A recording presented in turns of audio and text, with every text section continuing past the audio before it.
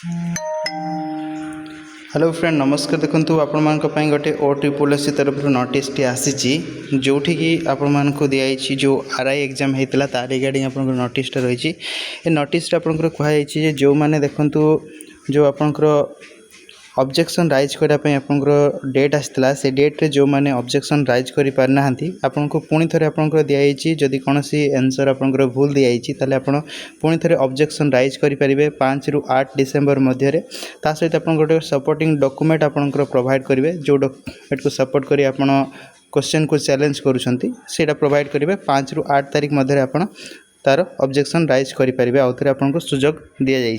ठीक अच्छे तो जो मैंने करना से मैंने करेंगे सहित देखो आपंकर ऑफिशियल वेबसाइट को जाइए व्यू रेस्पॉन्स शीट आंसर की तापर फिलिंग ऑब्जेक्शन जो अच्छी तापर जाइए सब करेंगे।